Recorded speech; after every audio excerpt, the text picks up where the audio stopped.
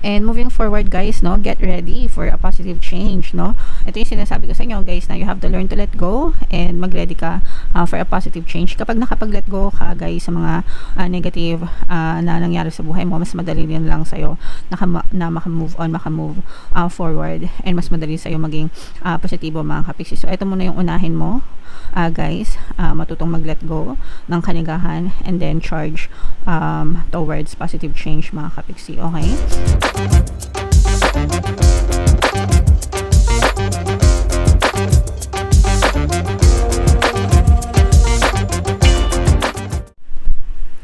Hello guys, hello Leo, welcome back to Pinoy Pixie Tarot. Ang pamagat ng episode natin for tonight is messages from the universe para ngayong June to July para sa Leo, Sun, Moon, Rising, Sign, and Venus. So, unahin natin itong deck na to mga kapiksi.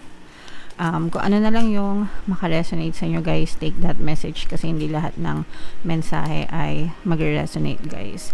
And sa mga naghahanap pala ng mga pampaswerte na lucky charms, lucky bracelet, may mga items tayo sa description box mga kapiksi. Check nyo na lang yun. Tapos kung gusto nyo i-check out, check out nyo na lang din guys.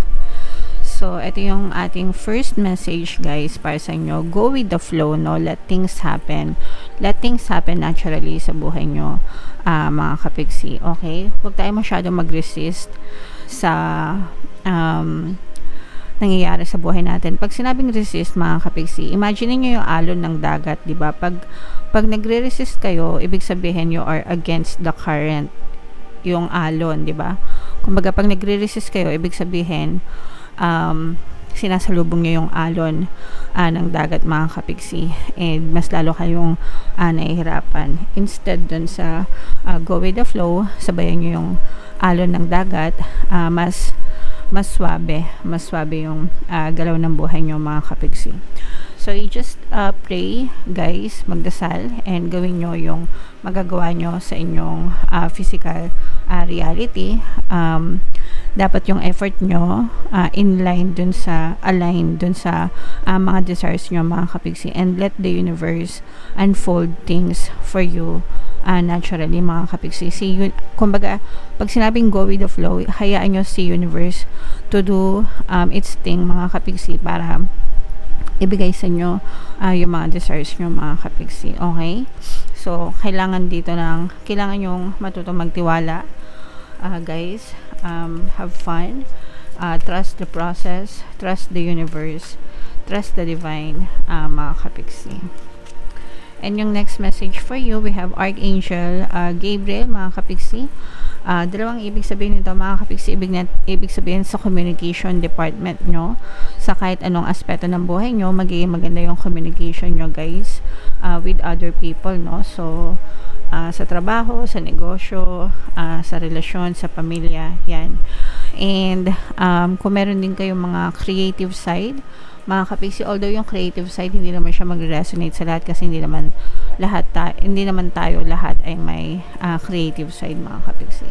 Pero if meron kang creative side guys, no, maaari mo siyang bigyan ng pansin, bigyan ng panahon mga kapiksi, kasi maaari siyang makatulong sa inyo. So i-enhance nyo rin guys yung inyong creative skills or creative side.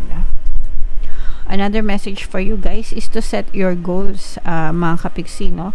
Especially sa panahon ngayon, reviewin nyo yung mga goals nyo kasi diba every year guys, ina-encourage ko yung bawat isa sa inyo na mag-create kayo ng mga short-term goals and long-term goals sa buhay nyo mga kapiksi. So, yung short-term goals, guys, para sa taon na ito, mid-year na tayo, guys, no?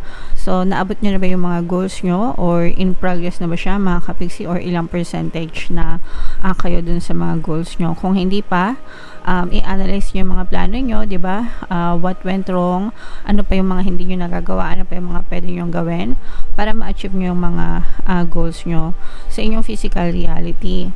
Dapat yung kilos nyo align dun sa goal nyo. Tapos, sabayan nyo ng dasal and sabayan nyo ng positibong mental diet, mga kapiksi. Kasi you can never do it alone.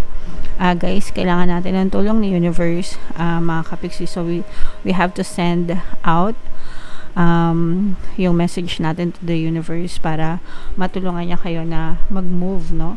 yung mga circumstances sa paligid nyo, mga kapiksi. Okay? Alright. So, yung next message for you, Leo. Letting go, mga kapiksi, matutong mag-let go, no? So, para hindi tayo ma-stuck sa buhay natin, guys. Most of the time, yung mga negative na circumstances, meron niyang kaakibat na negative na emotions, mga kapiksi. And negative thoughts, okay? So, dapat i-let go na natin yung mga kanigahan na yon, guys, kasi wala silang purpose sa buhay natin. Ang nangyayari lang kapag naninega tayo is mas lalo lang tayong nai-stuck sa buhay natin, mga kapiksi. So, you have to learn to let go and let go nyo yung mga negative na tao, negative na bagay, negative na sitwasyon sa buhay nyo na hindi makakatulong sa inyo. And tulungan nyo yung sarili nyo para maging positive kayo, mga kapiksi, and mag-focus kayo sa more positive pa, guys, okay? So, anything na sa tingin nyo makakasira sa buhay nyo, guys, it doesn't hurt you kapag nag-let go kayo, mga kapiksi. Actually, makakatulong pa yan sa inyo. And then we have competition, guys. No, yung competition is part of our society, mga kapiksi. Simula, hindi pa tayo pinapanganak, guys, may competition na. Kaya nga nagkakaroon ng mga world wars, diba? Kasi mga bansa-bansa mismo nagko-competition, mga kapiksi. So, ang ibig sabihin nito, pero sa mga yan na malakihang competition, pero alam niyo yun, mga kapiksi, it's part of society, and kailangan na mag-focus tayo sa sarili natin instead of focusing on other people, and mag-focus kayo sa sarili nyong galing, sa sarili nyong husay, sa sarili nyong kakayahan sa kahit anong aspeto, guys, ng buhay natin, okay? So, para maging better version ka ng sarili nyo, mga kapiksi. So, wag kayong manghihila ng ibang tao pababa, no? Don't let other people down, or don't pull other people down, mga kapiksi. Masama yun, and grabe yung balik niyan sa inyo, guys. May masamang balik yan sa inyo, so mag-ingat kayo, mga kapiksi. And moving forward, guys, no, get ready for a positive change, no?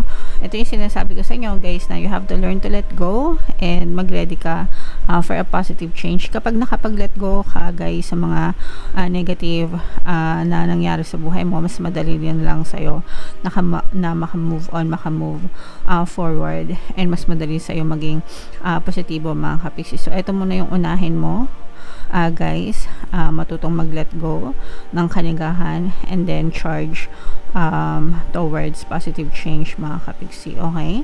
So, magka-sync yung email nyo, email tuloy, message nyo, mga kapiksi, alright?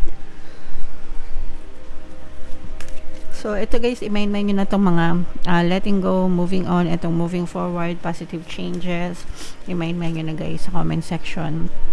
Buno tayo ng isa pang mensahe para sa inyo, guys. Habang sinashuffle ko to, panoorin nyo muna yung video natin regarding sa ating paano mag-manifest ng abundance video course. Kapiksi, sawa ka na ba sa mga struggles at hirap sa buhay mo? Masipag ka ba at masikap sa buhay ngunit hindi ka pa rin umaasenso? Ilang beses ka na bang nag-attempt mag-negosyo at mag-invest pero palagi ka pa rin nalulugi?